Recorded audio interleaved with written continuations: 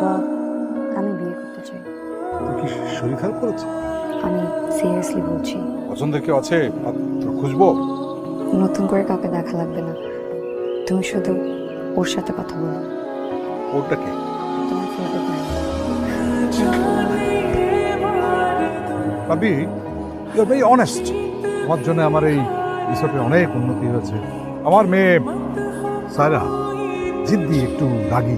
তোমাকে আমি ম্যানেজার থেকে মেয়ের জামাইতে প্রমোশন দিই। আমার মেয়ে সায়রার সঙ্গে তোমার বিবাহ দিয়ে দেব। একজন ম্যাডাম আর একজন ম্যানেজার কখনোই একসাথে হতে পারে না। কিন্তু এটা পসিবল, এবং বাবা ওইটাই চায়। It's not possible. আমার মতো সাধারণ ছেলের জন্য এটা অনেক কিছু। স্যার আমাকে পছন্দ করে, স্যার এরকম একটা ডিসিশন নিতেই পারে।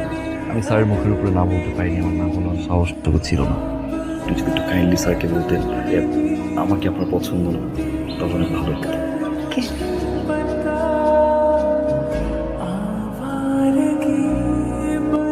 সরি রাব্বি, আমার মেয়ে বলেছিল তোমাকে পছন্দ করে, বিয়ে করতে চাও, আমাকে কথা বলতে। তো এখন বলছে না, তোমাকে পছন্দ করে না, বিয়েটাই করতে চায় না। Sorry sorry. Sir just 2 minutes.